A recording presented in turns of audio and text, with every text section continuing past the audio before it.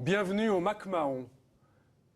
Bienvenue au théâtre MacMahon. Vous savez que sur Direct 8, nous avons assisté à la semaine dernière, mercredi dernier à 21 h, à la naissance d'un théâtre, le théâtre MacMahon. Et pourtant, le MacMahon, depuis les années 30, est un cinéma. Et bien, mercredi dernier, nous avons assisté à une triple première. La naissance d'une nouvelle scène théâtrale à Paris, la naissance d'une émission consacrée au théâtre et aussi la création d'une pièce de théâtre. Nous avons fait très fort car, grâce à Jean-Luc Génère, l'animateur de cette émission, nous avons vu pour la première fois la pièce d'un très jeune auteur, un jeune auteur fort connu, mais pas connu pour son théâtre, Charles de Gaulle. Grâce ou à cause.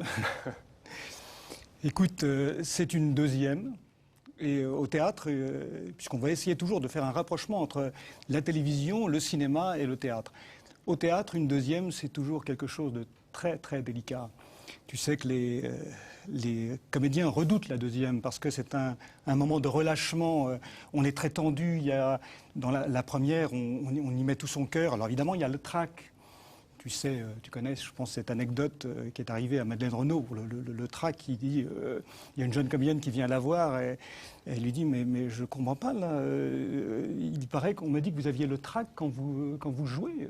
Et Madeleine Renaud lui a dit, mais bien sûr, mademoiselle. Et la jeune fille lui dit, la jeune comédienne lui dit, mais moi je n'ai jamais le trac. Alors Madeleine Renaud la regarde et lui dit, mais vous en aurez quand vous aurez du talent. Ça vous viendra avec le talent. J'espère que, comme on avait un peu le trac, avouons-le, j'espère qu'on a eu un peu de talent. Je ne sais pas. En tout cas, donc là, c'est ce phénomène de seconde. Très redoutable, hein, vraiment très redoutable. Relâchement des comédiens, une espèce de détente qui fait qu'on laisse les choses aller comme si tout était gagné d'avance. J'espère que rien ne sera gagné. Et peut-être qu'on peut commencer par faire un petit bilan de ce qui s'est passé la semaine dernière. Alors, on a parlé par exemple aux téléspectateurs que c'était la pièce de jeunesse de Charles de Gaulle, qui n'était pas le général de Gaulle à l'époque. Il a écrit cette pièce il y a 100 ans, il avait 15 ans. Elle n'avait jamais été jouée à Paris. C'était la première fois, oui. Mercredi dernier. Une pièce plutôt classique de certaine façon, une pièce en alexandrin. Oui, mais oui, on l'a vu, les spectateurs l'ont vu, enfin j'espère. Mais on m'a parlé d'un certain nombre de critiques, je crois, qu'on a pu faire sur cette retransmission, et notamment de ton costume. On m'a beaucoup parlé de ton costume. Oui. Tu étais tout en orange, un dégradé d'orange qui a inquiété beaucoup de téléspectateurs. Oui, je présente mes excuses aux téléspectateurs qui ont cru que leur décodeur, leur tout neuf décodeur ne marchait pas, car j'avais un pull orange et un pantalon orange, mais pas le même orange. Et donc ça faisait une vibration, et la régie a reçu des lettres en disant, mais est-ce que c'est mon décodeur? Non, mais plus sérieusement, on s'est aperçu évidemment que le théâtre n'était pas la télévision. Donc, par exemple, sur le plan technique, la pièce de Gaulle se passait dans une atmosphère très sombre, très noire, et on avait retravaillé toutes les lumières, et on s'est aperçu, en regardant ensemble la retransmission télévisée, on s'est aperçu qu'on ne voyait rien, quoi. Pendant les 10 premières minutes du spectacle, on ne verrait rien. Et ça, c'est notre faute, ce sont des péchés de jeunesse. De la même façon, Axel Brucker, qui s'occupe de la culture sur cette chaîne, nous a dit qu'on va enlever les logos pendant l'émission. Et ça, c'était quelque chose auquel, effectivement, on ne pouvait pas penser. Tout d'un coup, les comédiens étaient là et puis ils avaient sur eux un petit logo Direct 8. Alors, nous sommes pour Direct 8, mais Direct 8 devant le visage des comédiens, c'était beaucoup. Et donc, là, aujourd'hui, il n'y aura plus très très peu de logos sur le visage des comédiens. On s'est aperçu aussi que ce qui fonctionnait le mieux, et ça on a vu ça avec le réalisateur, c'était les gros plans. Les gros plans fonctionnaient très bien quand on voyait Robert Marcy qui jouait le voyageur avec toute son émotion. Là, ça fonctionnait vraiment, vraiment très très bien. Et puis ensuite, la deuxième partie et la première partie, c'est-à-dire notre manière de présenter, là j'en fais encore, mais beaucoup de gestes. Alors on avait pris effectivement la difficulté, on était debout, hein, comme on voulait présenter l'émission, on était debout, c'était un peu difficile, mais trop de gestes. Quelques fautes de français.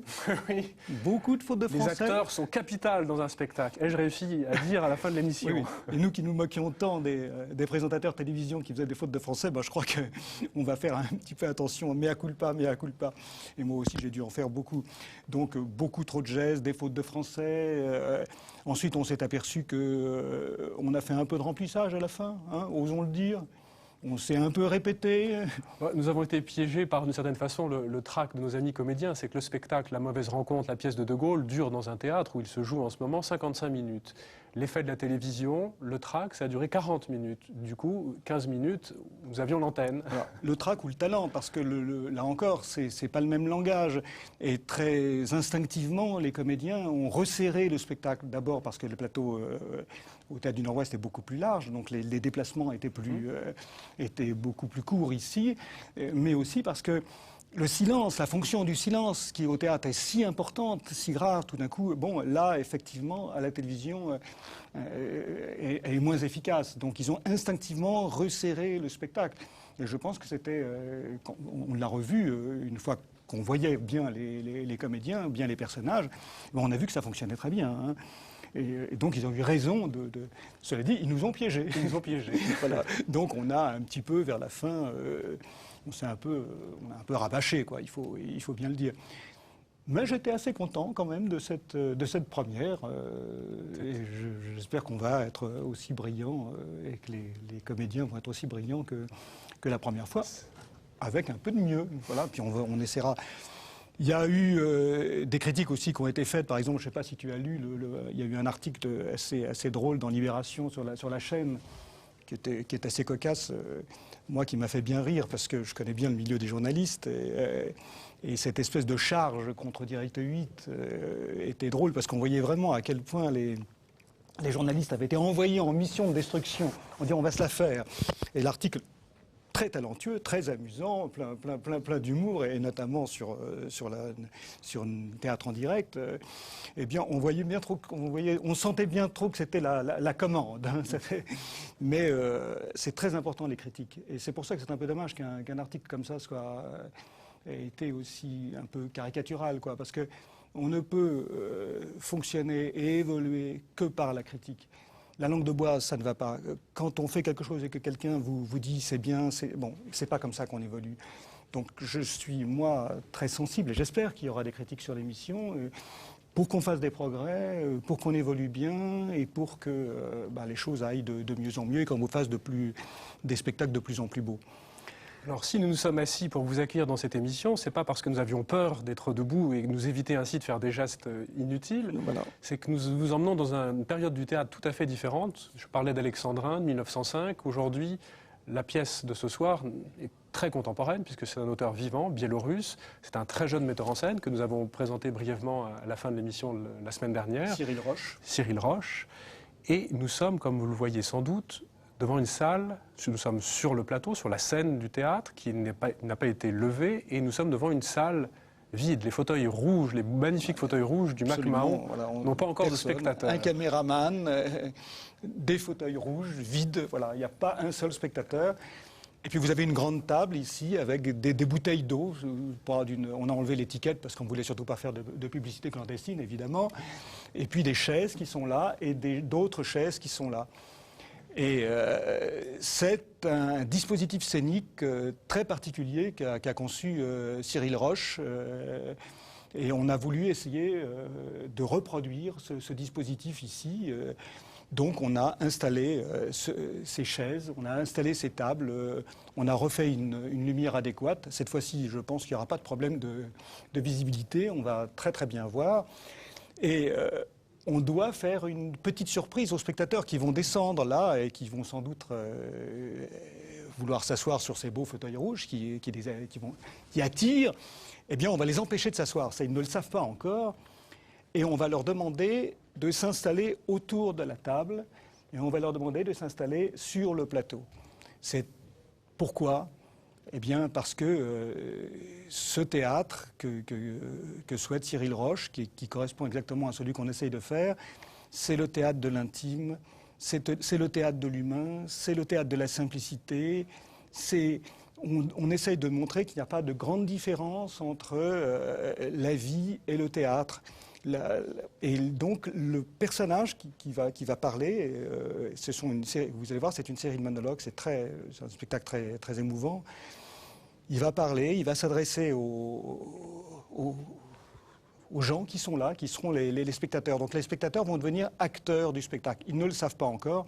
Alors on leur a préparé une petite feuille, parce qu'il y a une histoire de droit à l'image, mais ça on vous expliquera ça tout à l'heure. Et puis, j'espère qu'ils auront du talent, hein, parce qu'il n'y a pas de... Ça, c'est un des grands mots du théâtre. Si le spectateur n'a pas de talent, il n'y a pas de bon spectacle. J'espère que tout est dit. Tu peux peut-être aller les chercher. J'entends des bruits. Je pense que les spectateurs du MacMahon s'impatientent. Je vais jeter un œil au foyer du théâtre. Tu sens un grouillement Je sens sympathique, un grouillement, des vibrations. Une impatience, un frémissement. Ah ben voilà nos spectateurs. Bienvenue. Bienvenue. Nous vous interdisons de rentrer. Alors, nous voilà. vous barrons le passage, voyez-vous.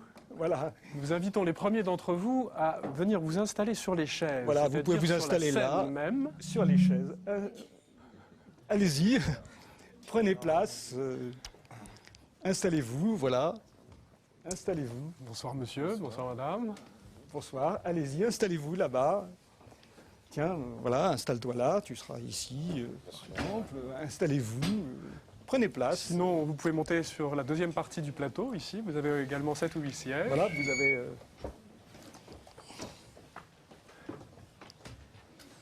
Bienvenue. Bienvenue, asseyez-vous autour de la table. Il y a encore 2 ou 3 places attention ici. à la marche, faites bien attention.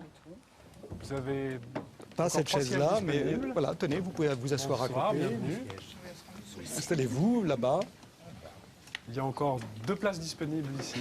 Voilà. Tenez, installez-vous là. Vous pouvez vous asseoir là, ici. Vous avez 2 chaises encore Installez-vous là, disponibles. ici, là, derrière. Alors, il y a un petit exercice d'écriture. Ce n'est pas une interrogation écrite. À vous, spectateurs, vous êtes 10 assis à cette table. Le spectacle va se dérouler. Mais nous sommes à la télévision et nous sommes en direct. Il y a ce qu'on appelle le droit à l'image. Jean-Luc Janner l'évoquait en introduction. Ça veut dire qu'on ne peut pas fixer en gros plan des personnes sans leur accord. Nous avons mis devant chacun d'entre vous une page très simple où il y a juste à mettre votre nom, une signature, si vous en êtes d'accord, qui dit simplement « Eh bien oui, je suis d'accord pour qu'éventuellement, pendant la retransmission du spectacle, mon visage apparaisse à l'écran. » Si vous n'êtes pas d'accord, aucun problème. Vous avez des fauteuils rouges très confortables dans ce théâtre Cinéma MacMahon. Je vous invite néanmoins à remplir pour ceux qui en sont d'accord. Il n'y a pas de piège, hein, que ça soit très clair. Il n'y a pas un gros chèque derrière. Il y a juste une signature à donner pour rassurer les chaînes. Voilà, vous n'avez qu'à signer tout bêtement. C'est comme dans Jeux sans enjeu, l'émission de jeu de Direct 8. On ne gagne rien, on n'élimine personne. Voilà, vous juste signez, c'est tout ce qu'on vous demande. Vous ne signez pas? Alors dans ce cas, si ça ne vous embête pas, allez rejoindre. Je vais montrer. Voilà. En revanche, si ça vous en... Venez, merci, vous êtes gentil. Si parmi les téléspectateurs, Si vous certains voulez d'entre vous ont des caméras, des caméscopes et qu'ils Voilà, souhaitent réaliser installez-vous des là-bas. films amateurs, voici le modèle de contrat qu'ils peuvent utiliser. Si dans la rue, ils viennent à filmer des gens, vous voyez, c'est très simple. Il suffit d'écrire nom et prénom de la personne. Je sous-signais donc monsieur, madame Intel, autorise la chaîne de télévision Direct 8 à utiliser librement mon image, filmée dans le cadre de l'émission Théâtre en direct, ainsi que ses rediffusions éventuelles, fait à Paris, et nous sommes le 13 avril. Vous voyez, le droit est une chose beaucoup plus simple qu'on ne le dit assez souvent. Voilà. Eh bien, dès que vous avez rempli ça, hein, c'est un petit devoir de vacances, eh bien, on va... Je pense. Oui, peut-être. Tout est paré. Voilà, on va pouvoir commencer. Bonne soirée. Place au théâtre. Place au... On fait les 3 coups? Non, on l'a fait la semaine On l'a dernière. fait la semaine c'était pas dernière. là. Voilà. Donc, place au théâtre.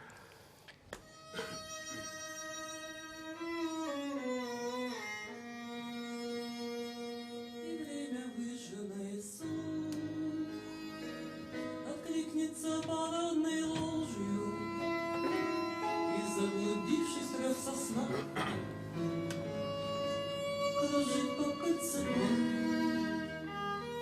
и видит черную дыру на месте сердца у похожих и облететь в осенний пруд вечно зеленую листвой. Я птица юности твоей, не долететь, не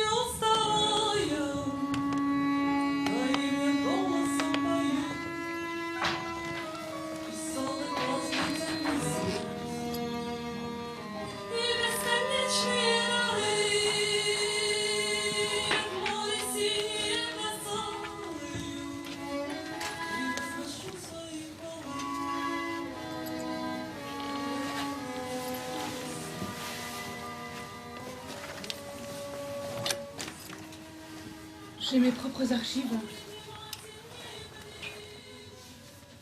J'ai compilé pendant 7 ans des coupures de presse et des notes. Je vous les donnerai toutes.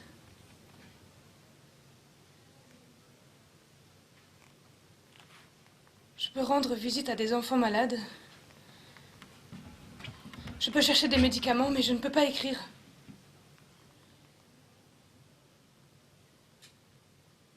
Faites-le.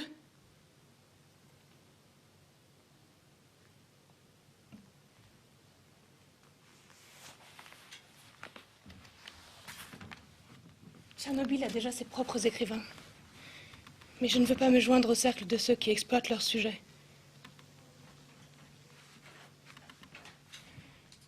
Mes sentiments débordent tellement que je ne peux pas les maîtriser, ils me paralysent.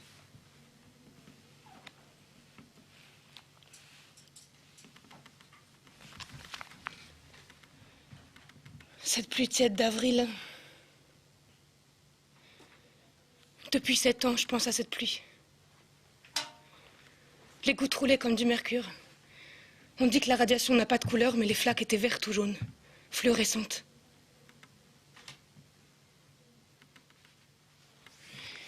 Une voisine m'a dit en chuchotant que Radio Liberty parlait d'un accident à la centrale nucléaire de Tchernobyl. Au début, je n'y ai pas prêté la moindre attention. J'étais certaine que s'il s'était agi de quelque chose de grave, nous en aurions été avertis. Il y avait des moyens techniques spéciaux, une signalisation spéciale, des abris anti-atomiques. On nous aurait avertis, c'est certain. Nous avons tous fait des stages de défense civile et j'y avais moi-même enseigné.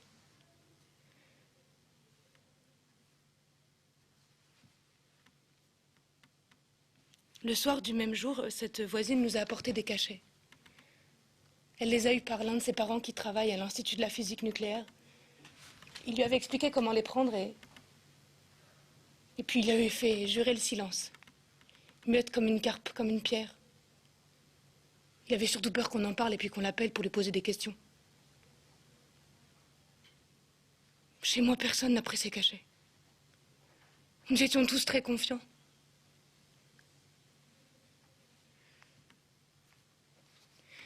Je me souviens des premières impressions et des premières rumeurs.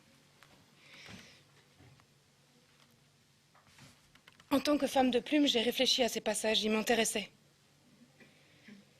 Mais c'est comme si 2 personnes coexistent en moi. Il y a celle d'avant Tchernobyl et il y a celle de Tchernobyl. Et j'ai beaucoup de mal à restituer cet avant avec authenticité.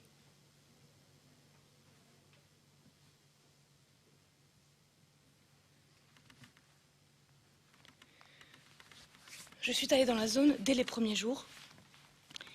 Et je me souviens, nous avons été frappés par le silence. Dans les villages. Il n'y avait pas un son dans les rues. Il n'y avait pas un bruit. Tout s'était tu. Il n'y avait même pas un seul oiseau. Alors les villages étaient évacués. Mais on n'entendait rien du tout.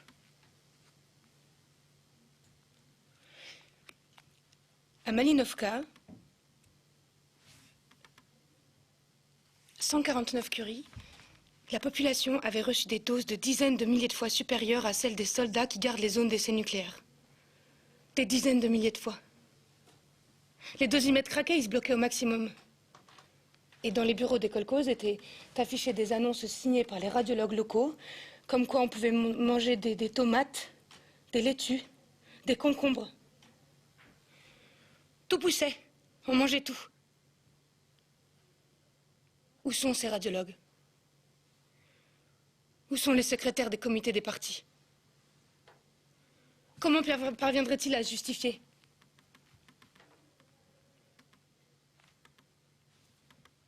Dans les villages, la plupart des gens étaient ivres. Même les femmes étaient un peu saoules. Surtout celles qui s'occupent de la traite des vaches.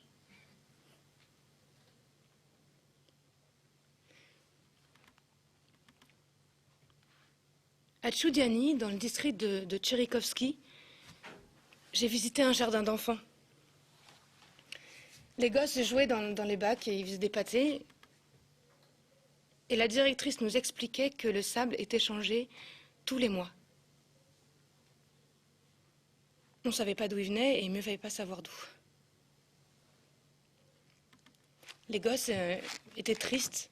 Alors on a essayé de plaisanter avec eux, mais sans succès. Et l'éducatrice pleurait et nous disait, ça sert à rien, nos enfants sont tristes. Ils pleurent même la nuit en dormant. On a aussi rencontré une femme avec un nouveau-né et je lui ai dit, mais qui t'a permis d'accoucher ici 49 curies. Le radiologue m'a juste dit de ne pas étendre les langes dehors. Les autorités persuadaient les gens de rester, de ne pas partir. Même dans les villages évacués, on ramenait les gens pour les travaux au champ, pour récolter des pommes de terre. C'était criminel.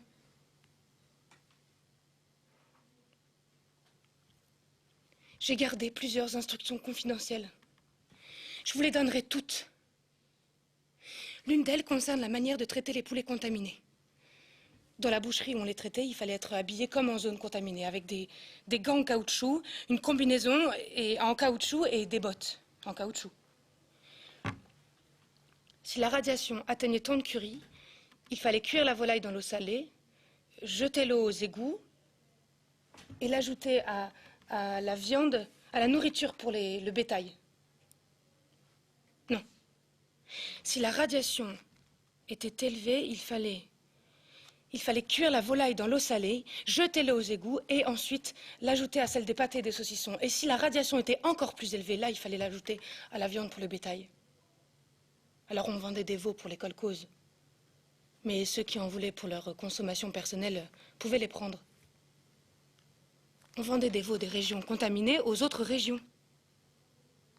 Alors les transporteurs nous expliquaient qu'ils étaient bizarres. Ils avaient des poils qui pendaient par terre et puis ils avaient tellement faim qu'ils mangeaient du papier et des chiffons. Alors ils étaient faciles à nourrir.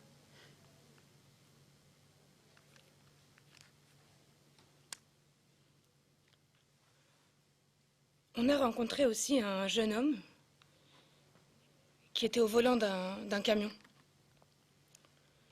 Il roulait très lentement, alors on l'a arrêté. Je lui ai dit, mais ça va pas, tu te sens pas bien? Non, non, non, non, c'est juste que je transporte de la terre radioactive. Alors ça fait de la poussière avec la chaleur. Je lui ai dit, mais t'es jeune, t'es en âge de te marier, d'avoir des enfants. Oui, mais où me donnera-t-on 50 roubles pour un seul trajet? À l'époque, avec 50 roubles, on pouvait s'acheter un costume. Alors, les primes comptaient plus que la radiation. Les primes et puis les combines misérables. Misérables au regard du prix de la vie. En fait, le tragique et le ridicule se côtoyaient. Je me souviens, nous avons rencontré deux vieilles femmes assises sur un banc. Des enfants jouaient autour d'elles. Je leur ai dit, mais qui sont ces enfants? Ils viennent de Minsk passer l'été. Oui, mais la radiation est très élevée, 149 curies. Oh, qu'est-ce que t'as à nous bourrer le crâne avec ta radiation? Nous l'avons vue. Je lui ai dit, non, on ne peut pas la voir, la radiation. Si, tu vois cette maison là-bas, eh bien, les gens qui y habitaient ont eu la trouille, ils sont partis. Un soir, nous y sommes allés et nous avons regardé par la fenêtre. Elle était là, assise, la radiation. Elle était noire et puis elle avait les yeux qui brillaient. Puis elle se marrait, puis elle se signait aussi. Mais je ne sais pas si elle se moquait plus d'elle-même ou de moi.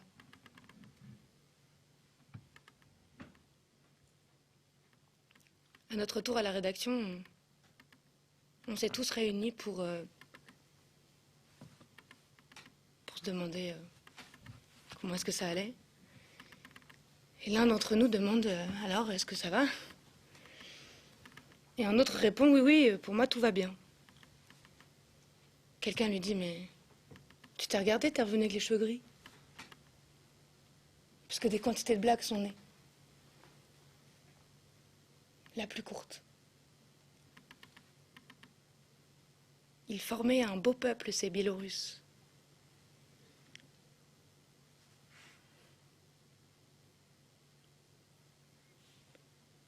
Est-ce qu'on vous a dit qu'il était strictement interdit de prendre des photos à proximité immédiate du réacteur?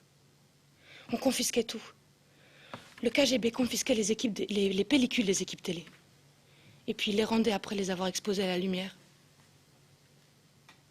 Tous ces documents ont été perdus. Pour l'histoire, pour l'homme, pour la science. J'aimerais bien savoir où ils sont ces gens maintenant. Ceux qui ont donné ces ordres. Parce que moi, je leur pardonnerai jamais.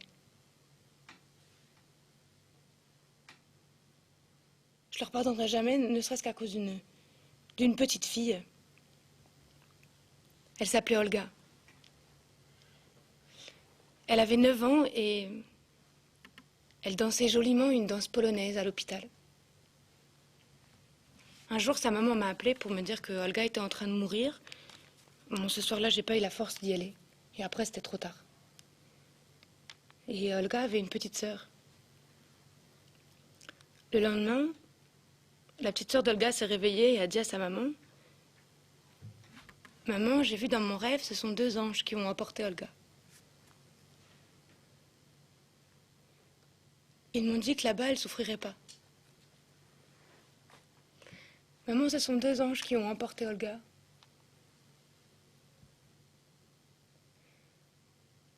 Je ne peux trouver d'excuses à personne.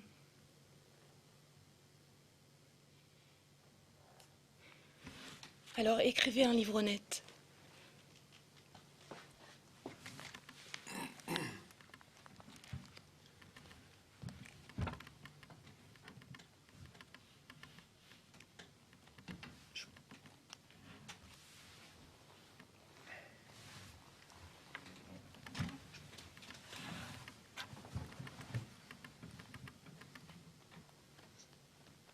Je pensais alors à toute autre chose. Ça vous paraîtra bizarre, mais à cette époque, moi j'étais justement en instance de divorce et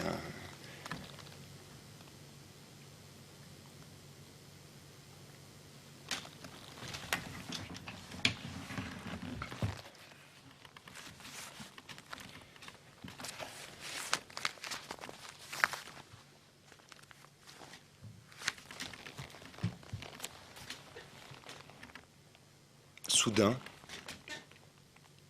on vient me chercher. On me remet une convocation. Et on m'annonce qu'une voiture m'attend en bas. Voilà, une sorte de fourgonnette spéciale. Comme en 1937. Bon. Eh bien, là aussi, on surprenait les gens la nuit, dans leur lit tout chaud, puis on les emmenait. Mais par la suite, ça marchait plus. Les femmes refusaient de prendre les convocations, elles prétendaient que leur mari n'était pas là, ou elles refusaient même d'ouvrir la porte. Alors ils ont changé de tactique. Ils ont été chercher les gens dans les rues. Ou alors ils les coinçaient dans les cantines des usines pendant la pause, au travail. Comme en 37. Bon, mais moi, à l'époque, j'étais presque fou. Ma femme me trompait. Tout le reste n'avait aucune importance. Je me suis installé dans cette fourgonnette. Les 2 types venus me chercher étaient en civil. Mais leur maintien était clairement militaire. Ils m'encadraient, comme s'ils avaient peur que je cherche à m'enfuir. Alors en m'installant dans cette voiture, j'ai pensé, je sais pas pourquoi, hein, j'ai pensé aux astronautes américains partis pour la Lune. Voilà. À leur retour, l'un serait devenu prêtre et l'autre aurait perdu la raison. J'ai même lu quelque part qu'il leur avait semblé voir des villes, voir des traces d'hommes.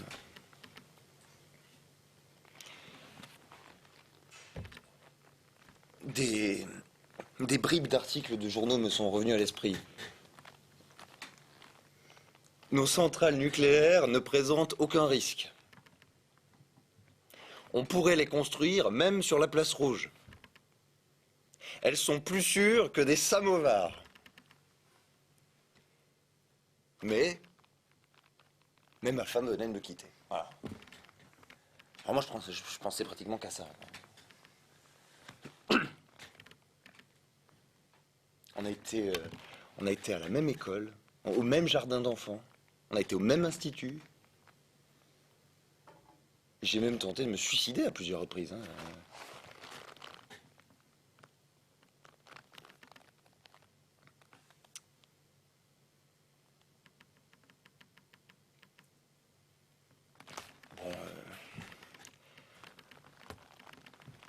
J'ai rien, vous voyez, j'ai rien de bien héroïque à raconter. Moi, je me disais que nous n'étions pas en guerre. Non, pourquoi devais-je prendre des risques pendant que quelqu'un couchait avec ma femme? C'est vrai, ça. Pourquoi moi et pas lui?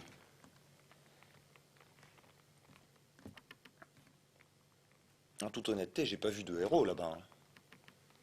Tout juste des fous qui en avaient rien à foutre de leur vie. Il y avait aussi pas mal de crâneurs, mais ça, c'était pas ce dont nous avions besoin.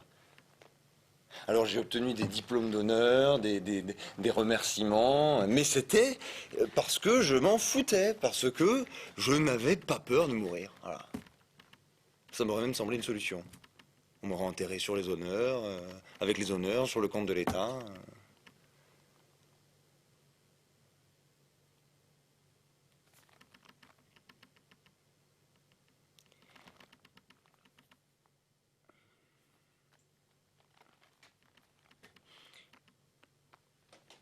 Là-bas, on entrait dans un monde fantastique. Un mélange de fin du monde, un mélange d'âge de pierre. Moi, je percevais tout de manière particulièrement aiguë, particulièrement épidermique. Nous vivions dans des tentes, en plein milieu de la forêt, à 20 bornes du réacteur, comme des partisans. D'ailleurs, on appelait ainsi les réservistes qui avaient été convoqués, comme moi. Tous des hommes entre 25 et 40 ans, avec une éducation supérieure ou technique. Bon, moi j'enseigne l'histoire. En guise de fusil, nous avions des pelles. On retournait les décharges, on retournait les potagers. Dans les villages, les bonnes femmes nous regardaient, elles se signaient. On portait des tenues de camouflage, des bottes hautes, des lunettes de protection. Le soleil était chaud, on apparaissait dans leur potager comme des diables. Elles ne comprenaient pas pourquoi on retournait les plants d'ail et les choux alors qu'ils semblaient parfaitement normaux. Les grands-mères se signaient et criaient. « Petit soldat, est-ce la fin du monde?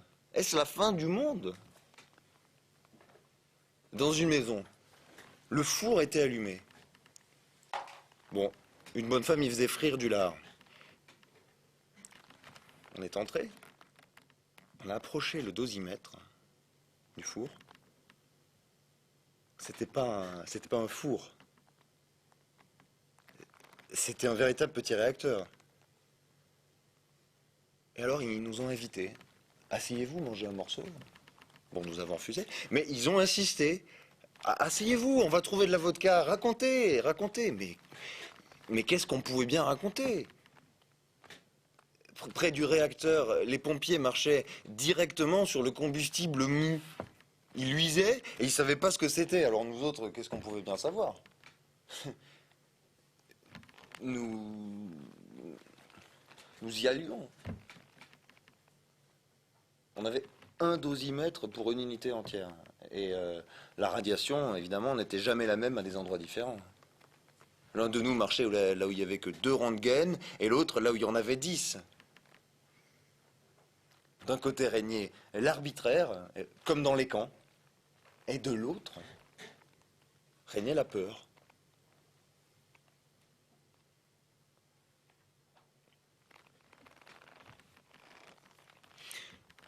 Moi, je voyais tout, mais comme de l'extérieur. Un groupe de scientifiques est arrivé comme ça en hélicoptère. Ils étaient habillés avec des combinaisons de caoutchouc, des lunettes de protection, comme pour un débarquement sur la Lune. Une vieille femme s'est approchée de l'un d'eux. Qui êtes-vous? Un scientifique. Un scientifique? Mais voyez comment ils sont affublés, et nous alors? Et puis elle l'a poursuivi avec un bâton. Je me suis dit à plusieurs reprises qu'on finirait par faire la chasse aux savants, hein, comme au Moyen-Âge, pour les noyer.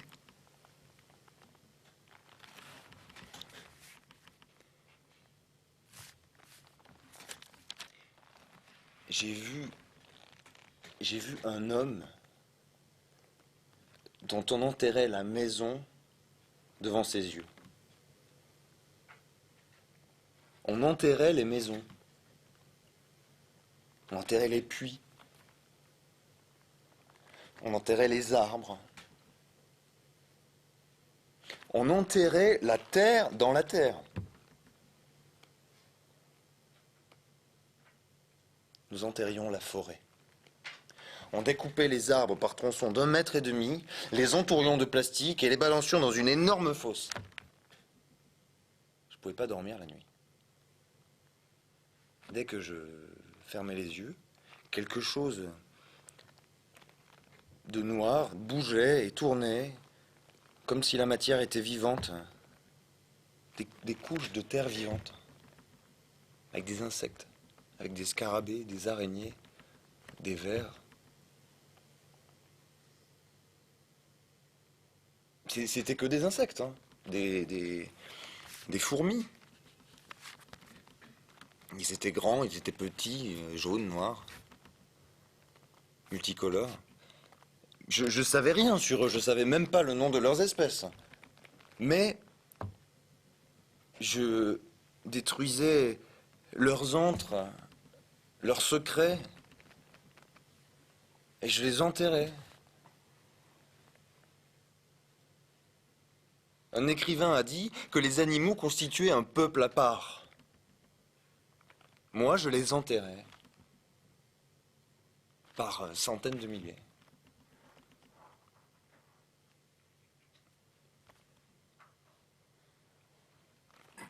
L'écrivain Léonide Andreïev, que j'aime beaucoup, a une parabole sur Lazare, qui a regardé derrière le trait de l'interdit. Mais après cela, il est devenu un étranger parmi les siens, même si Jésus l'a ressuscité.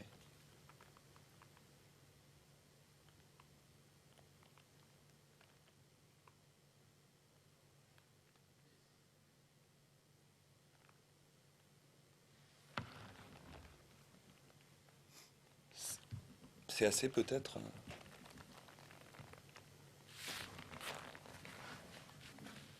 Non.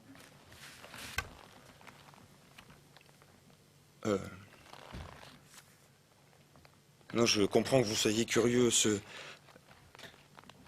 qui n'ont pas été là-bas le sont tous. Mais c'était le même monde d'hommes. On ne peut pas vivre tout le temps dans la peur. Un peu de temps passe et la vie ordinaire reprend le dessus. Les hommes jouaient aux cartes, buvaient de la vodka, draguaient les femmes, faisaient des gosses, parlaient d'argent. Mais ils ne faisaient pas ça pour de l'argent. Non. Peu d'entre eux le faisaient par intérêt. Ils le faisaient parce qu'il le fallait, on nous l'avait ordonné. Et ils ne posaient pas de questions. Ils trichaient, c'est vrai. Ils rêvaient en espérant jouir des privilèges promis, comme l'inscription d'un enfant à la crèche ou un appartement sans attendre son tour ou la possibilité d'acheter une voiture. Mais un seul d'entre nous avait peur. Il craignait de quitter sa tente. Il dormait dans sa combinaison de caoutchouc. Mais il a été exclu du parti. Hein. Bah oui, un lâche. Il criait « Je veux vivre !»« Je veux vivre !» Tout était mélangé.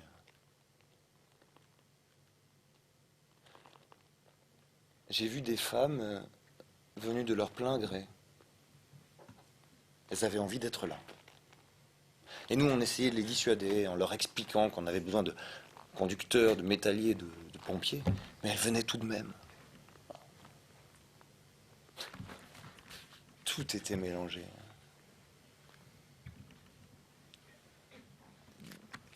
Des dizaines de milliers de volontaires, et on traquait quand même les réservistes avec une fourgonnette spéciale. Des centaines de gens qui proposaient bénévolement leur sang et leur moelle épinière, des détachements d'étudiants, des versements au fonds de solidarité avec les victimes. Et puis à côté de ça, alors on pouvait tout s'acheter avec une bouteille de vodka, hein, évidemment. Le président d'un kolkhoz offrait une caisse de bouteilles dosimétristes pour éviter qu'ils inscrivent son village sur la liste des lieux interdits. Alors que son collègue d'un autre patelin arrivait juste avec la même caisse, mais justement pour obtenir l'évacuation, parce qu'on lui avait déjà promis un 3 pièces à Minsk. Personne contrôlait les mesures de radiation. Le bordel russe habituel, quoi.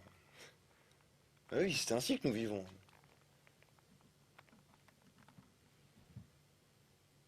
Bon, d'un côté, c'est dégueulasse, c'est vrai. On rayait des listes, on vendait des choses. Mais de l'autre, bon... Allez tous vous faire foutre.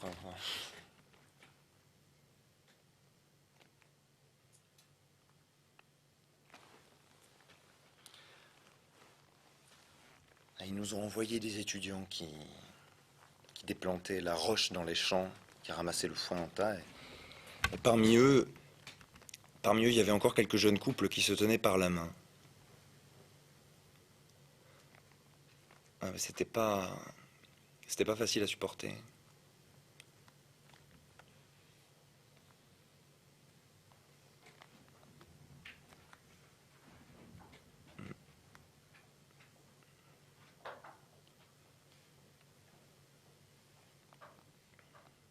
On recevait les journaux. Moi, je me contentais de lire les titres. Tchernobyl, lieu d'exploit. La vie continue. Le réacteur est vaincu. Notre Zampolite, l'adjoint politique de notre unité, organisait des réunions et nous disait que nous devions vaincre. Mais vaincre qui ? Hein ?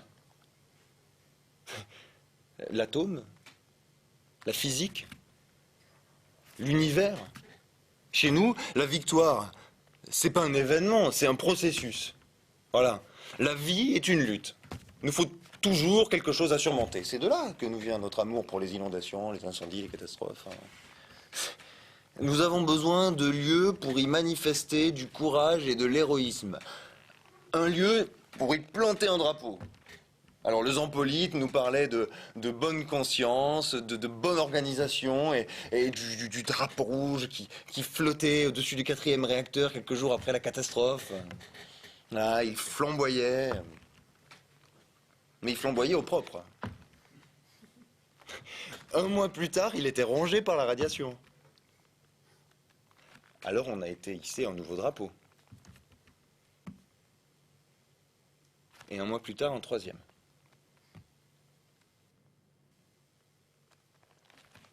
Moi, j'ai essayé de m'imaginer mentalement les soldats qui montaient en haut du réacteur. Des condamnés à mort.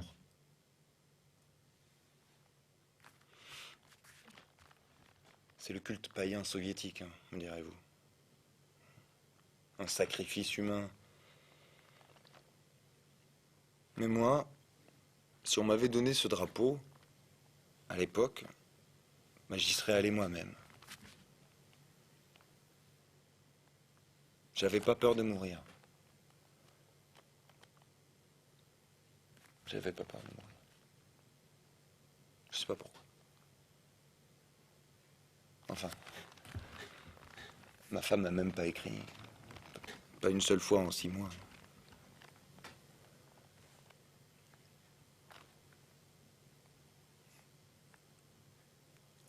Bon, je vais vous raconter une histoire drôle. Un prisonnier évadé se cache dans la zone de 30 km autour de Tchernobyl. On finit par le rattraper. On le fait passer au dosimètre. Hein. Il brille à un tel point qu'on ne peut pas le remettre en prison. Mais il brille à un tel point qu'on ne peut pas le mettre à l'hôpital non plus. Mais on ne peut pas le laisser en liberté non plus.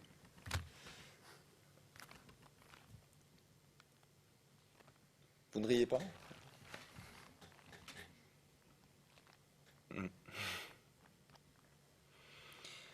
Je suis arrivé lorsque les oiseaux faisaient leur nid et je suis reparti lorsque les pommes gisaient dans la neige.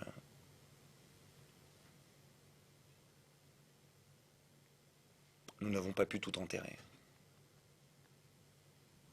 Enterrer la terre dans la terre, avec les insectes, avec les larves, les oiseaux morts.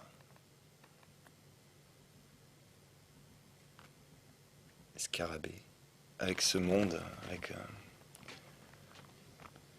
Voilà la plus forte impression que j'ai gardée. Ce petit peuple.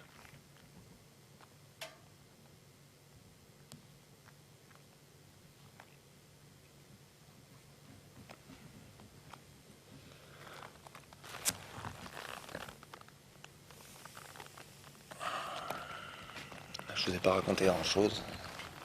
Des bribes éparses. Je me souviens d'une autre nouvelle d'Andreïev. Lors de la Passion à Jérusalem, le Christ passe près d'un habitant de Jérusalem qui a une rage de dents. Le Christ tombe et gémit en portant la croix. L'homme voit tout et entend tout, ça se passe devant chez lui, mais il ne peut pas sortir car il a une rage de dents. Quelques jours plus tard, une fois que sa névralgie a cessé, il apprend que le Christ est ressuscité. Et il pense alors, j'aurais pu assister à ça, mais j'avais une rage de dents. C'est peut-être toujours ainsi. Mon père a défendu Moscou en 1941. Il a compris que bien des années plus tard, qu'il avait participé à un grand événement grâce au livre et grâce au film. Quant à ses souvenirs, j'étais dans une tranchée, je tirais, une explosion m'a enseveli, et puis c'est tout. Les infirmiers m'ont tiré de là. Moi, au moment de Tchernobyl, ma femme venait de me quitter.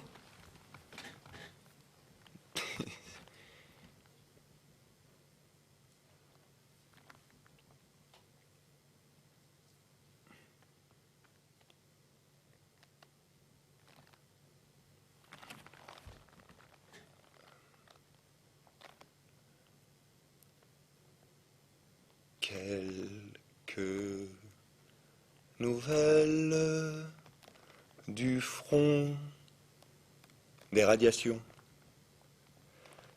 La lune est belle, couleur du réacteur.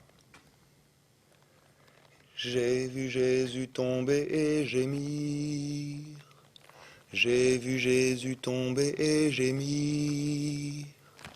J'ai vu Jésus tomber et gémir. Ma femme est belle, sa peau est douce. Ma main est seule, peut-être à la connaître. J'ai vu Jésus tomber et gémir. J'ai vu Jésus tomber et gémir. J'ai vu Jésus tomber et gémir.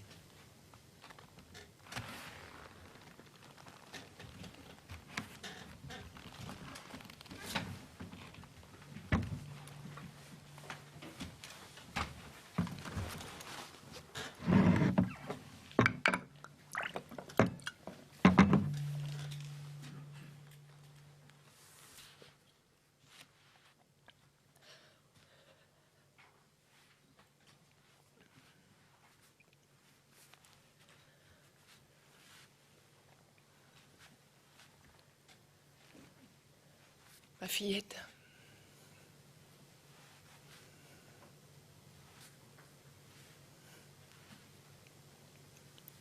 Elle n'est pas comme tout le monde.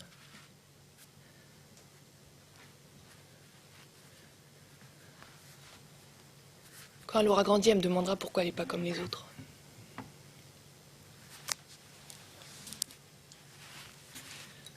À la naissance, c'était pas un bébé, mais un sac fermé de tous les côtés.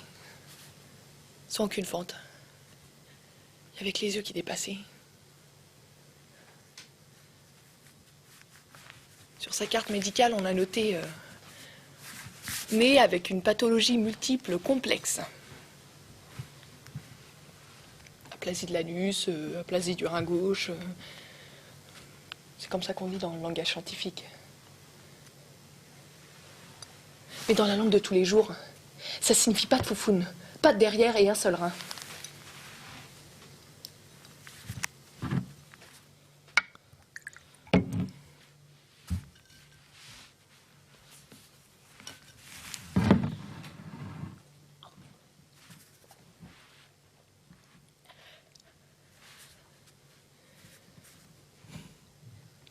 Au deuxième jour de sa vie, je l'ai portée jusqu'au bloc opératoire. Elle a ouvert les yeux et elle a souri. J'ai d'abord pensé qu'elle allait pleurer, mais elle m'a souri.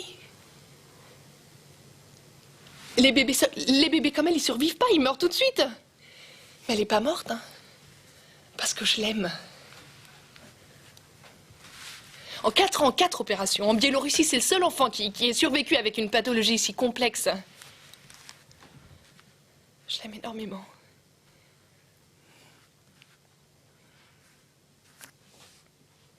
Je pourrais plus avoir d'enfant. Je pourrais pas. J'oserais pas. Depuis que je suis rentrée de la maternité, je tremble chaque fois que mon mari m'embrasse la nuit. Nous n'avons pas droit. C'est péché. La peur.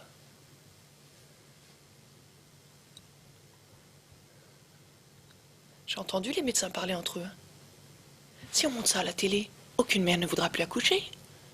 Voilà ce qu'ils ont dit, notre fille. Comment faire l'amour après ça?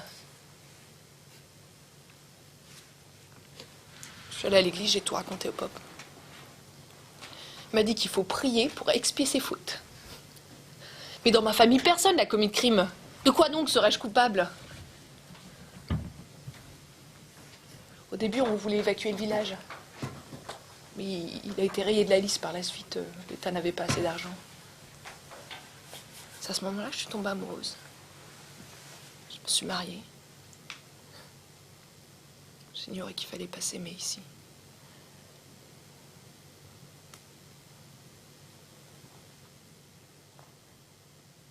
Il y a des années,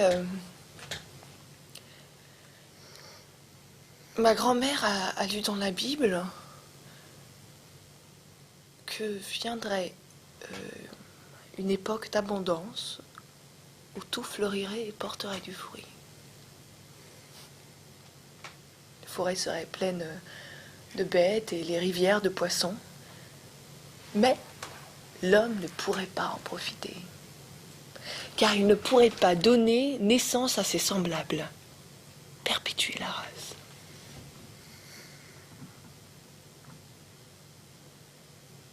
J'écoutais ces vieilles prophéties comme un conte terrible. J'y croyais pas.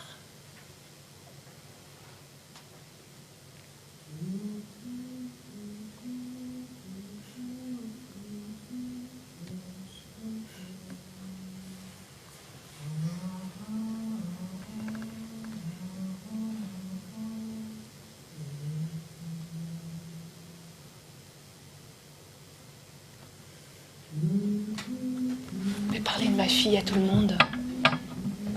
À 4 ans, elle chante. Elle danse. Hein. Elle récite des poèmes par cœur. Son développement intellectuel est normal. Elle diffère en rien des autres enfants. Elle a simplement des jeux bien à elle.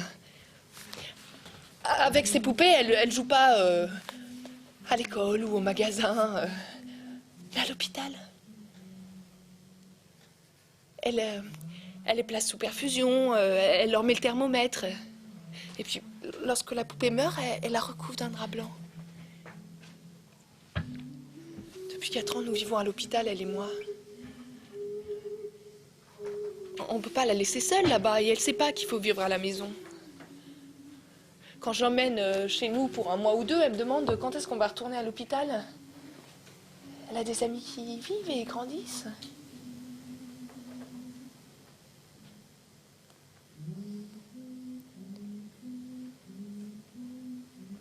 On lui a fait des fesses. On est en train de lui former un vagin. Après la dernière opération d'urine, l'évacuation d'urine a totalement cessé. Et les chirurgiens ne sont pas parvenus à lui insérer un cathéter. Il faut d'autres opérations. Mais où trouver les dizaines de milliers de dollars nécessaires alors que mon mari n'en gagne que 120 par mois? Alors il y a un chirurgien qui nous a donné un discret conseil. Avec une telle pathologie, écrivez à des cliniques étrangères, ça doit les intéresser. Et depuis, je n'arrête pas d'écrire. Hein? Voilà. J'écris que l'on presse les urines toutes les demi-heures, avec les mains, que l'urine passe à travers des trous minuscules dans la région du vagin, que si on ne le fait pas, son unique rein cessera de fonctionner. Est-ce qu'il y a un enfant au monde à qui on presse les urines toutes les demi-heures?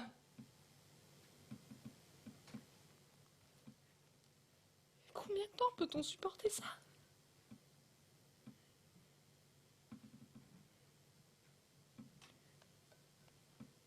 Personne ne connaît l'importance des petites doses de radiation sur l'organisme d'un enfant.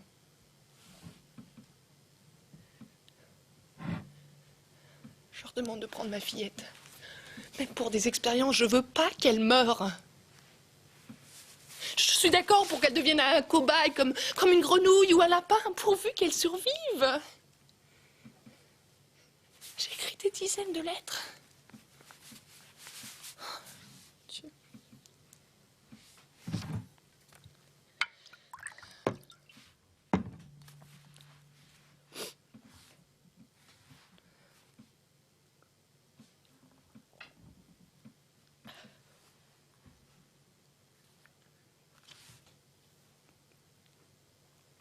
Pour l'instant, elle ne comprend pas.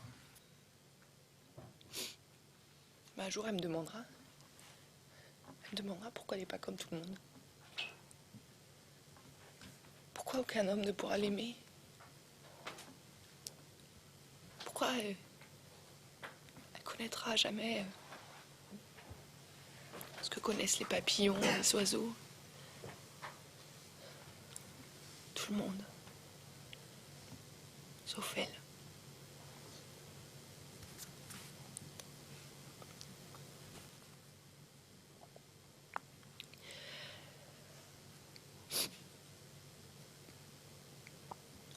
Il me fallait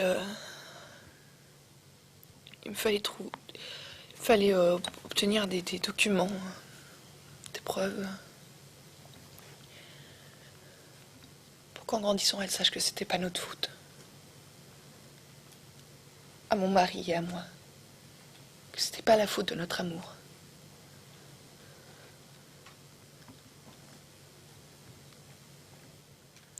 J'ai lutté pendant 4 ans. Contre les médecins, contre les fonctionnaires. Il m'a fallu 4 ans pour obtenir un certificat qui confirmait le lien entre ces petites doses de radiation ionisante et sa terrible maladie. Pendant 4 ans, on me le refusait. Les malformations de votre fille sont congénitales. Elle est invalide de naissance, mais de quoi parlait-il? Elle est invalide de Tchernobyl.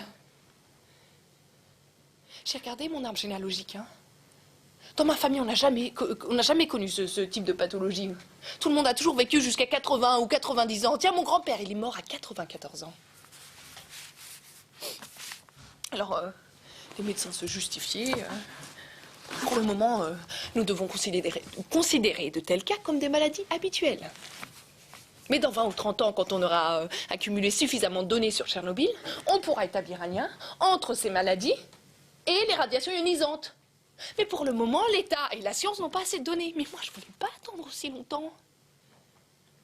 Je voulais faire un procès à l'État, tiens. On traitait de folle, on riait. On disait que des gosses comme ma fille naissaient dans la Grèce antique.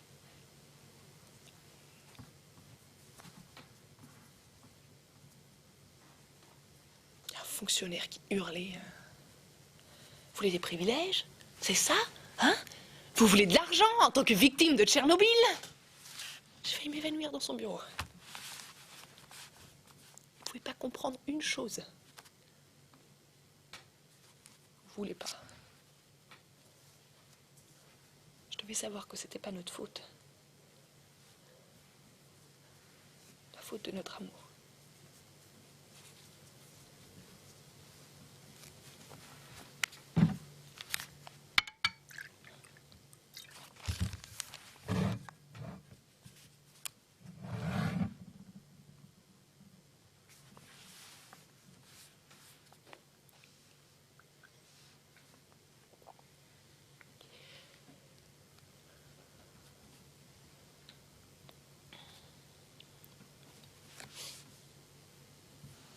Ma fillette,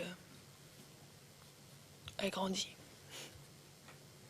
Elle est petite quand même. Je veux pas que vous donniez mon nom. Même le voisin de palier, ils sont pas au courant de tout. Je mets une petite robe, je fais des petites tresses et ils me disent « Ah, mais elle est si mignonne, votre petite Katia. »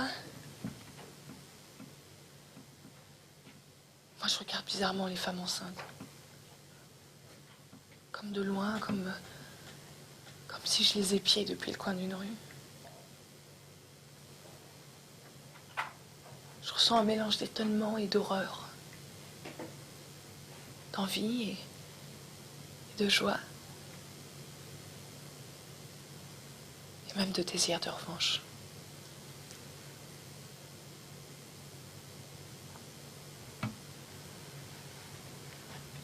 Je me suis surprise à penser que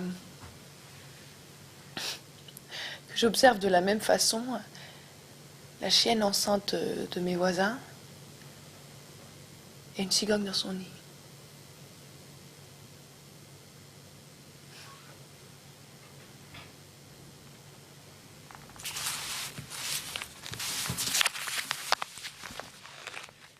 Ma fille.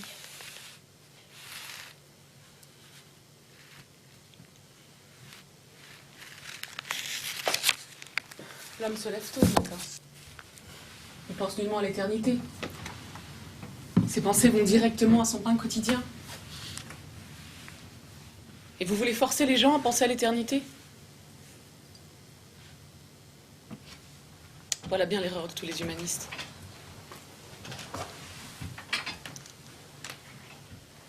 Vous voulez savoir ce qu'est Tchernobyl? Comment c'était? Ce dont je me souviens des premiers jours? J'ai mon propre point de départ. Tout à fait autre chose. On fêtait les 40 ans de la victoire. Il y avait des feux d'artifice dans ma ville de Mogiliev. Et bien après les cérémonies officielles, les gens ne sont pas rentrés chez eux. Ils se sont mis à chanter. C'était assez inattendu. Je me souviens de ce sentiment.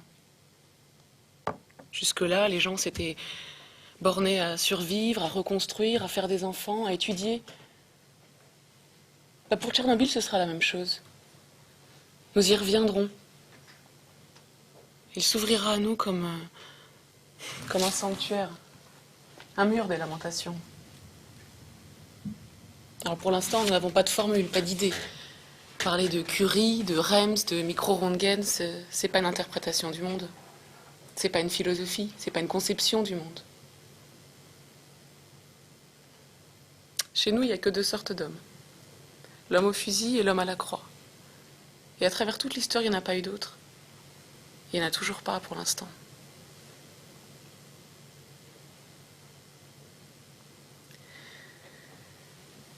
Ma mère travaillait à l'état-major de la défense civile de la ville. Elle a été l'une des premières à apprendre ce qui s'était passé. Selon les instructions accrochées dans chaque bureau, il fallait immédiatement avertir la population et distribuer des masques et tout le reste.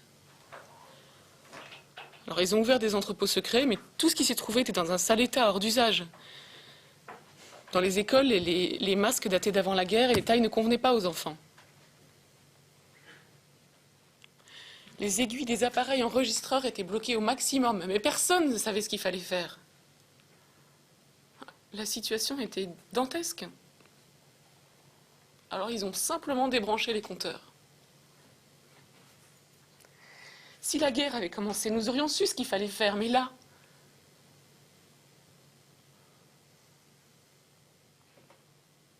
Parce qu'à la tête de notre défense civile se trouvaient des généraux, des colonels de réserve, pour qui la guerre, ça commence par des alertes aériennes, des annonces du gouvernement à la radio, des bombardements.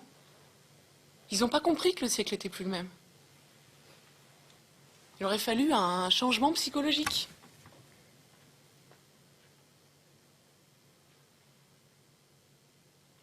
Mais d'une certaine manière, celui-ci a eu lieu. On peut là parler autour de la table, boire du thé, sans même nous rendre compte que la guerre a commencé. Que nous n'allons même pas nous rendre compte de notre propre disparition.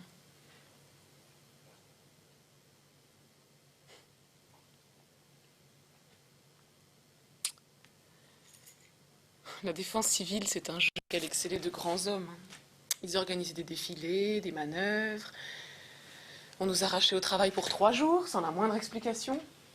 Le jeu s'appelait En cas de guerre atomique. Alors les hommes jouaient aux pompiers, aux soldats, les femmes aux infirmières. On nous distribuait des bottes, des masques, des combinaisons de survie, des bandages, et allons donc. Le peuple soviétique devait riposter dignement à l'attaque ennemie. Alors on ouvrait des entrepôts secrets dans lesquels il y avait des plans qui prévoyaient l'évacuation de la population. En quelques minutes, dans la forêt, en zone sûre, il y avait une sirène là qui hurlait « Attention, la guerre !»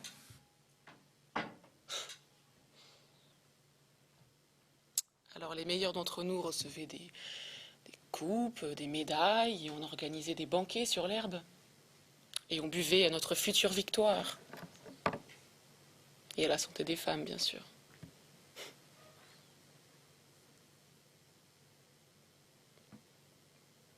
Récemment, il y a une semaine, il y a eu une alerte dans notre ville. Les gens ont peur, hein, mais différemment. Ils ne pensent pas à une attaque des Américains ou des Allemands, mais à Tchernobyl. Y aurait-il eu un nouvel accident ? « 1986. Qui étions-nous ? Moi, nous, l'intelligentsia locale. Comment nous sommes-nous comportés face à cette version high-tech de la fin du monde ? Alors nous avions notre petit cercle, hein, nous vivions notre propre vie, bien à l'abri de ce qui nous entourait. C'était une forme de protestation. Alors on lisait pas la Pravda, hein, non. Non, on se passait de magazines Ogoniok qui circulaient de main en main. C'était l'époque où on a commencé à relâcher les rênes et ça nous procurait une joie intense. Le samizdat avait enfin fini par atteindre le pays profond. Alors nous nous plongions dans Solzhenitsyn, Chalamov. Nous allions les uns chez les autres. Nous avions des discussions infinies autour de la table. Nous étions nostalgiques. De quoi ? Quelque part vivaient des acteurs, des stars de cinéma. Moi, j'avais envie d'être Catherine Deneuve, de mettre une robe idiote et d'aller chez le coiffeur. La nostalgie de la liberté. Ce mot étrange, là, ce monde. Mais c'était aussi une forme de protestation.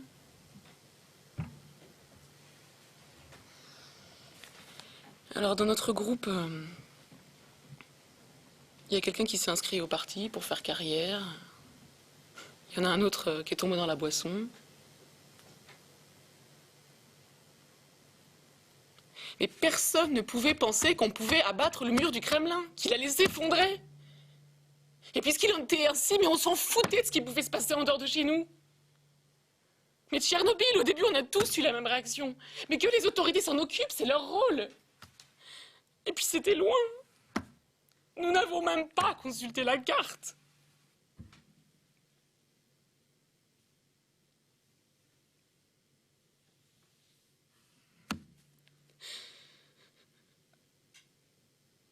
C'est lorsque des étiquettes sur les bouteilles sont apparues, lait pour adultes et lait pour enfants, que là, on a compris que quelque chose approchait.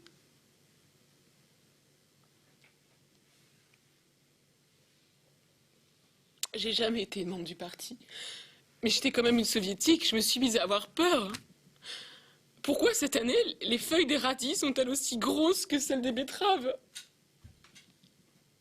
Mais le soir, à la télé, on nous disait « Ne cédez pas aux provocations !»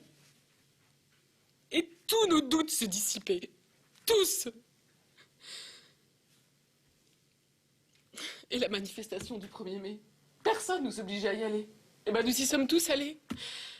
Nous voulions tous être avec quelqu'un, faire partie du troupeau.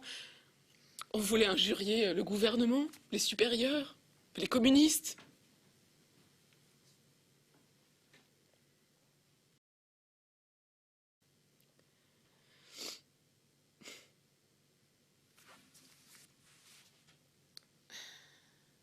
Je me remémore tout ça et je me demande à quel moment le fil s'est cassé. Et en fait, il s'est cassé dès le début. À cause de l'absence de liberté. Nous n'avions plus besoin de la vérité. Parce que voilà le sommet de la pensée libre. Peut-on manger des radis ou non? L'absence de liberté en nous, en notre fort intérieur. J'ai vu comment d'autres gens se comportaient. J'étais ingénieur à l'usine Kimlo-Vokno et il y avait un groupe d'Allemands qui travaillait avec nous, ils installaient des nouveaux équipements. Et ben j'ai vu un autre peuple, dès qu'ils ont appris l'accident, qu'est-ce qu'ils ont fait? Ils ont immédiatement exigé des médecins, des contrôles alimentaires, des dosimètres. Alors naturellement, leurs demandes n'ont pas été satisfaites. Alors qu'est-ce qu'ils ont fait? Prenez-nous des billets. Ils étaient en contact permanent avec leur gouvernement, ils ont fait des pétitions, ils ont envoyé des télégrammes, ils ont fait des grèves. Si vous ne pouvez pas assurer notre sécurité, nous partons. Ils avaient peur. Pour leur famille, pour leurs enfants. Parce qu'ils vivaient avec nous. Et nous, que faisions-nous? Nous critiquions ces Allemands, là, repassés, amidonnés. Des hystériques, des lâches. Ils mesuraient la radiation jusque dans le borsch et les boulettes de viande. Ridicule. Nous, nos hommes, à nous, sont de vrais hommes. Courageux. Ils n'ont pas peur pour leur vie. Ils montent directement sur le réacteur, les mains nues ou juste avec des gants de toile. On avait vu ça à la télé. Et les enfants dans les manifestations avec leurs petits drapeaux. Et les vétérans de la vieille garde.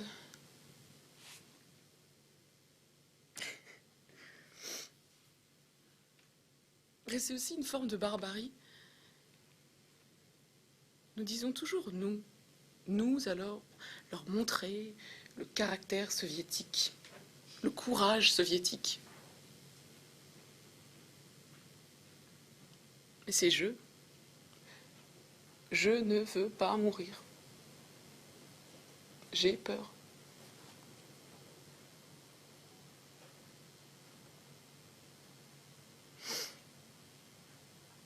J'ai remarqué,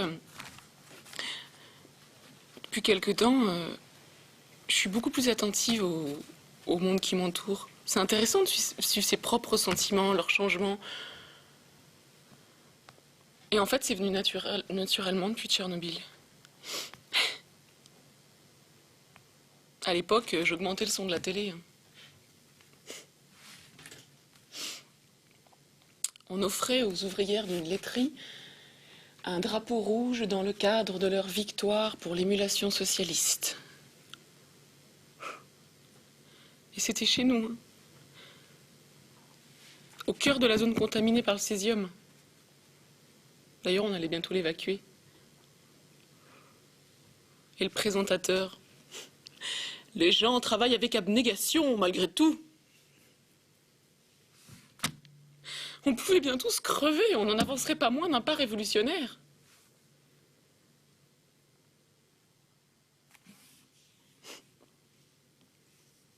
Ah, excusez-moi, je dois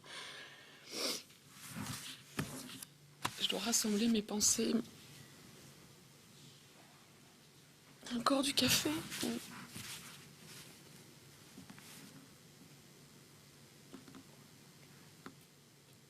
Pour l'instant, nous n'avons pas de compréhension philosophique de Tchernobyl.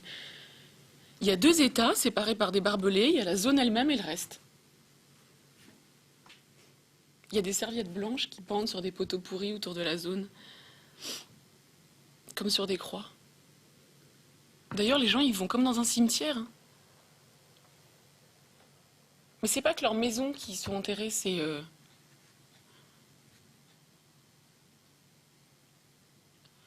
toute leur foi en la science et en la justesse de l'idée sociale.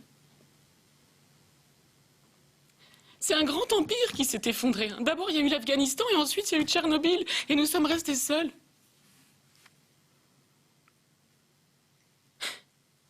On a appris l'existence des Biélorusses qu'à travers Tchernobyl. Ça a été notre fenêtre sur l'Europe.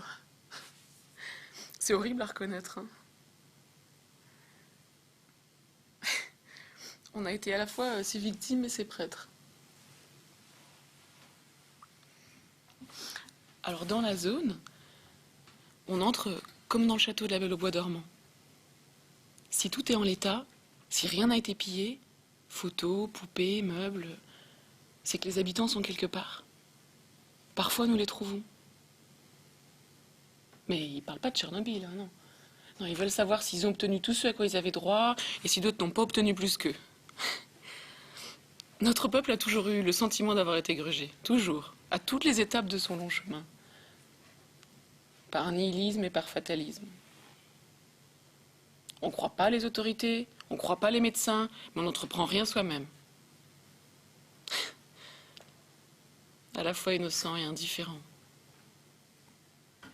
Tiens, les champs, ils ont beau être parsemés de panneaux, haute radiation, 30 curies, 50 curies, et ben ils sont labourés quand même. Les tractoristes travaillent avec des cabines ouvertes et ils respirent de la poussière radioactive. Allez! Au bout de 10 ans, on n'a toujours pas de tracteur fermé hermétiquement.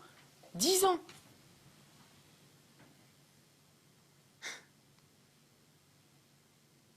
Mais qui sommes-nous pour vivre sur une terre contaminée? Pour la labourer, pour la semer, pour faire des enfants? Et pourquoi tant de souffrance?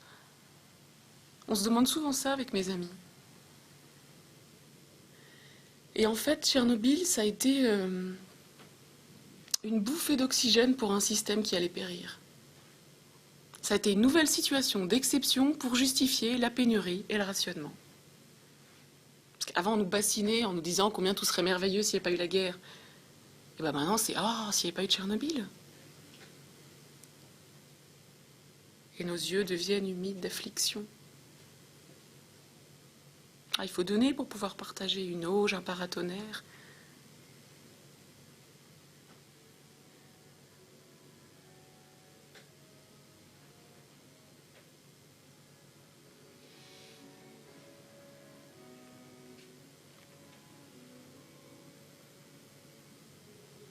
Mais c'est aussi Tchernobyl, mon quotidien, mon travail, si j'ose dire. Je conduis des gens dans la zone. Alors il y a une maisonnette traditionnelle, sans toilette ni eau chaude, juste avec une icône, un puits, des serviettes brodées, des tapis tissés à la main, et nous entrons pour demander de l'eau. Et là, l'hospitalité. Il y a une vieille dame qui me sort d'un coffre aussi vieux qu'elle, une serviette brodée et qui me l'attend. En souvenir de ma maison.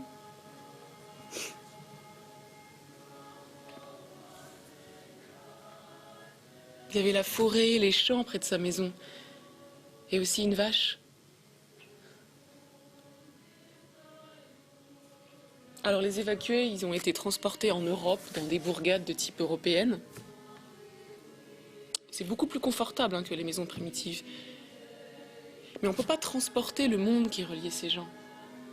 Ils étaient liés à la terre comme par un cordon ombilical. Ça a été un coup terrible porté à leur psychisme.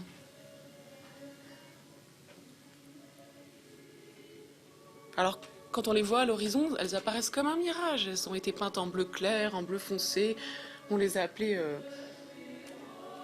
bourgades de mai, ensoleillées. Et c'est impossible de parachuter les gens dans le futur. Alors ils vivent là-dedans, assis par terre, comme des Éthiopiens. Là, ils attendent qu'un bus ou un avion amène de l'aide humanitaire.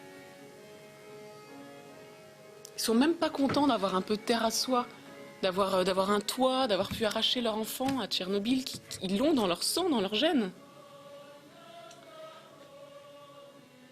Alors ils s'écroulent, ils tombent en ruine.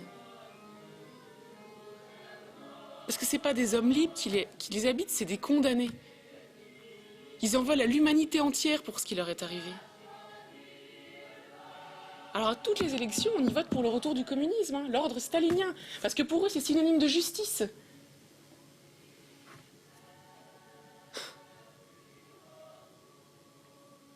D'ailleurs, on y vit un peu à la manière militaire, le contrôle des entrées, des sorties, les gens en uniforme, les rationnements.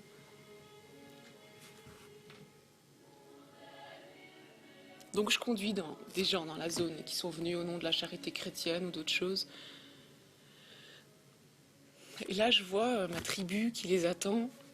Ils ont des vieilles vestes ouatinées, là, ou des bottes en mauvais simili-cuir, plantées dans la boue.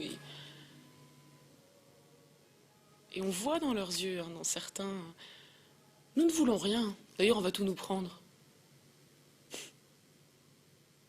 Même s'il y en a certains qui aimeraient bien quelques caisses de marchandises ou des bottes de conserve.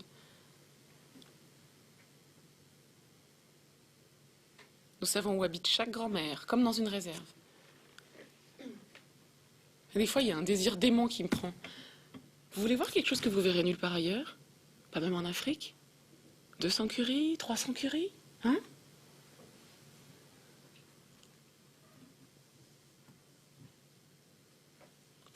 Les grand-mères sont devenues des stars.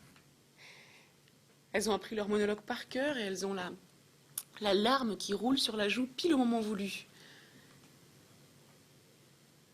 Parce qu'avant, quand venaient les premiers étrangers, elles se contentaient de pleurer. Maintenant, elles ont compris que pour avoir un peu de chewing-gum ou des vêtements pour leurs petits-enfants.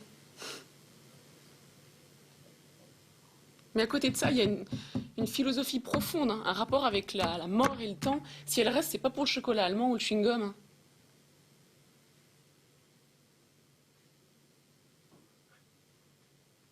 Puis nous rentrons. Puis là, il y a un magnifique coucher de soleil qui éclaire le village, le champ, la forêt.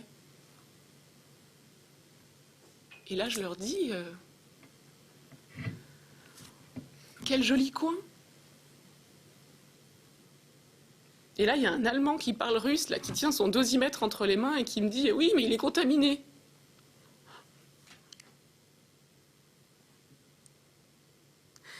Et là, je comprends que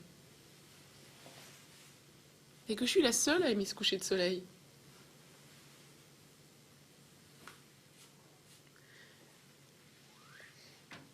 Parce que c'est ma terre.